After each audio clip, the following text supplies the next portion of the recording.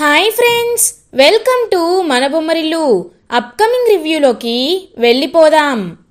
గగన్ భూమి కోసం చీర కట్టుకొని అఖండ జ్యోతులని అలా ఇంకా తలపై ఒకటి చేతుల్లో రెండు పెట్టుకొని నడుస్తూ వెళ్తూ ఉంటాడు కదా. చీర కట్టుకొని అమ్మవార్లా రెడీ అయ్యి అపూర్వ మనుషుల్ని సెట్ చేసి గాజు పెంకులని గగన్ పైకి విసిరేలా చేస్తుంది. ఇంకా అలా గాజు పెంకులు తన కాలికి గుచ్చుకున్న భూమి బ్రతకాలనే ఒక గొప్ప సంకల్పంతో అలా పట్టించుకోకుండా ముందుకు వెళ్తూనే ఉంటాడు గగన్. అది చూసి షాక్ అయిపోయిన అపూర్వ ఒక దున్నపోతుని సెట్ చేస్తుంది. ఆ దున్నపోతు ఇంకా అలా గగన్ రెడ్ శారీ కట్టుకున్నాడు కాబట్టి గగన్ని తన కొమ్ములతో దాడి చేయడానికి వస్తుంది. అదే టైంకి పంతులు గారు తెలివిగా ఆలోచించి పసుపుని గగన్ పైకి విసురుతారు. ఇంకా తన చీర మొత్తం పసుపు కలర్లో అయిపోయేసరికి ఆ దున్నపోతు కూడా వెనక్కి తిరిగి వెళ్ళిపోతుంది.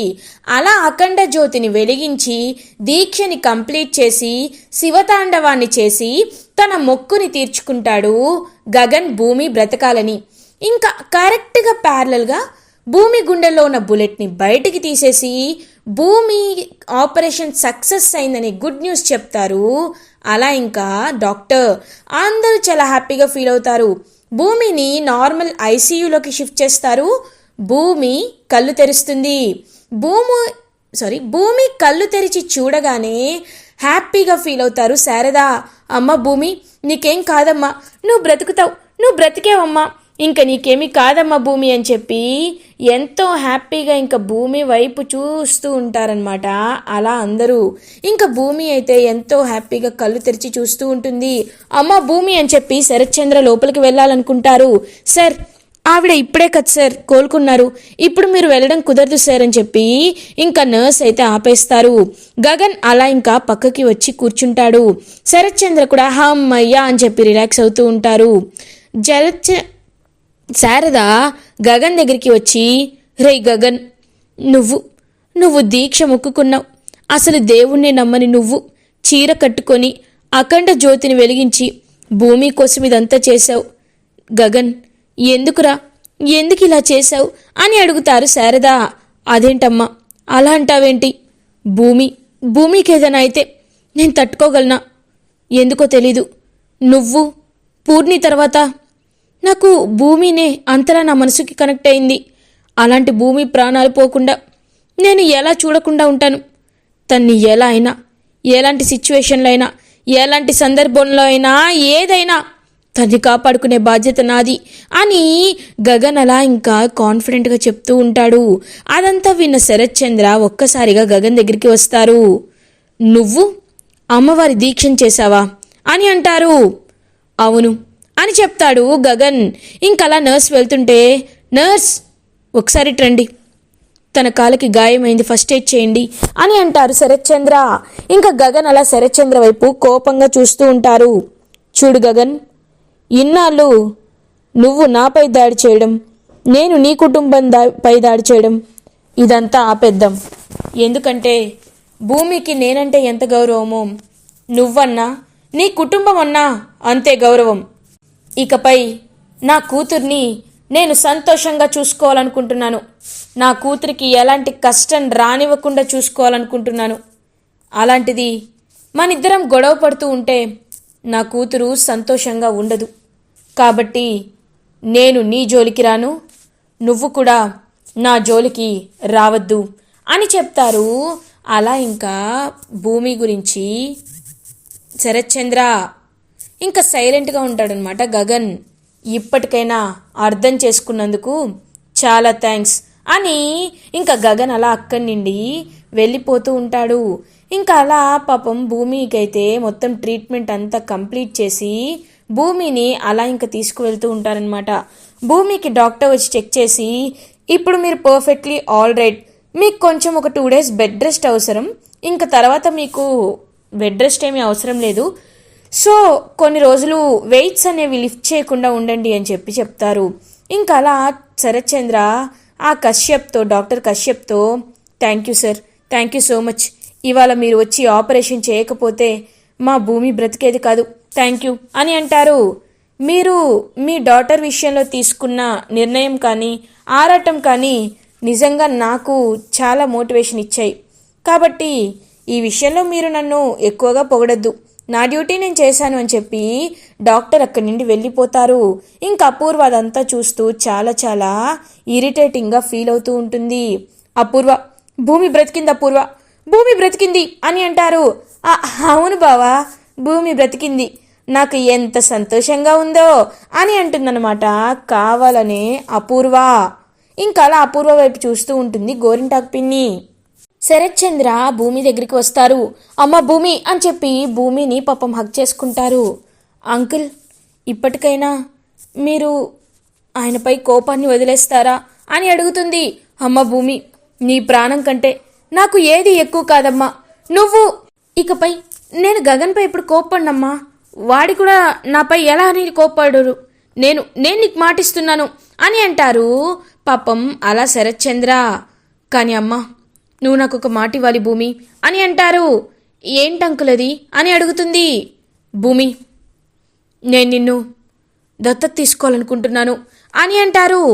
ఒక్కసారిగా షాక్ అయిపోతుందనమాట అపూర్వ. బావా, ఏం మాట్లాడుతున్నావు బావా అని అంటుంది.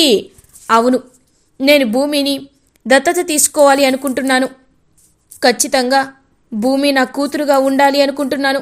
ఎందుకంటే ఎప్పుడైతే తన్ని నా చేతులతో ఆ గన్లో బుల్లెట్ పేల్చానో అప్పుడే నేను ఫిక్స్ అయిపోయాను, తను నాకు కూతురు అవ్వాలని.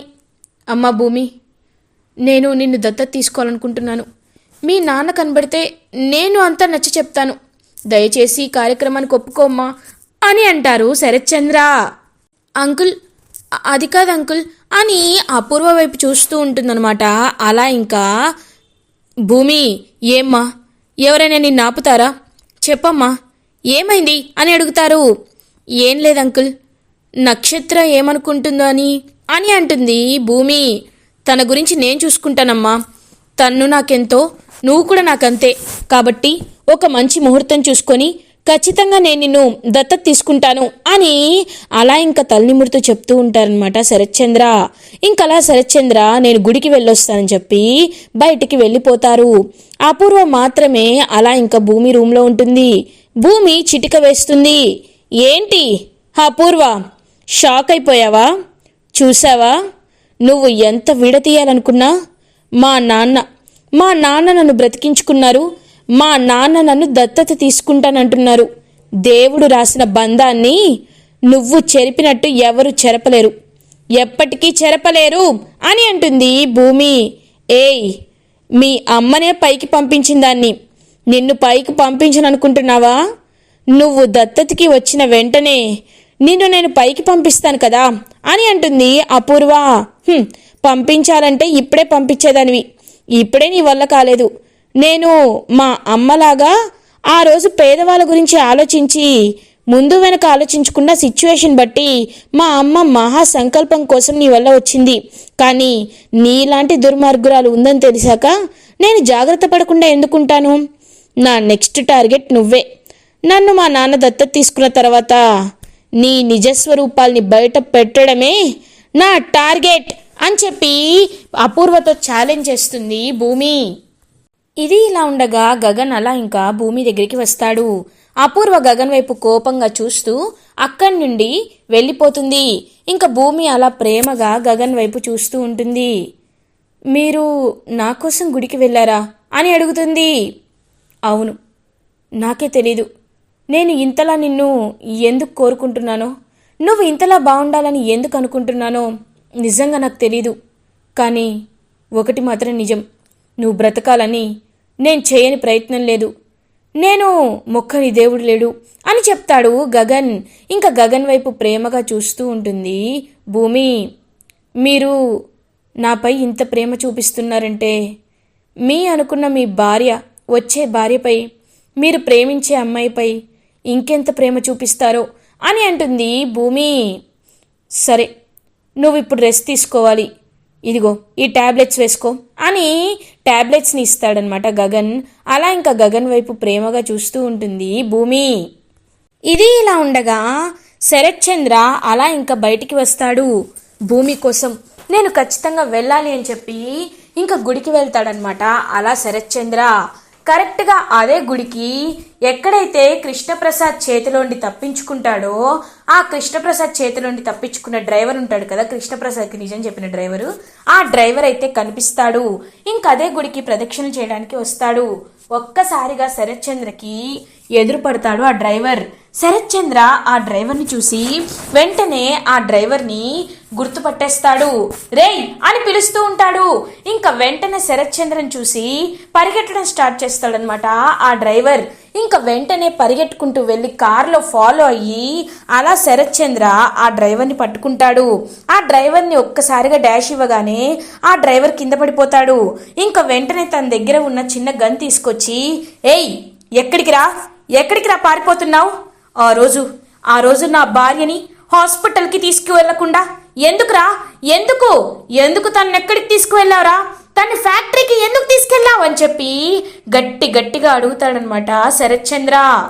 సార్ నన్ను వదిలేయండి అని అంటారు. ఏయ్ ఎప్పుడెప్పుడు కనిపిస్తావా అని వెయిట్ చేశాను, ఇప్పటికి కనిపించావు.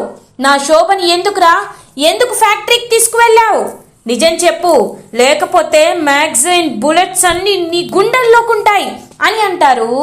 అలా ఇంకా వెంటనే శరత్చంద్ర చెప్తాను ఖచ్చితంగా చెప్తాను అని ఇంకా నిజం చెప్పడం స్టార్ట్ చేస్తాడనమాట డ్రైవర్.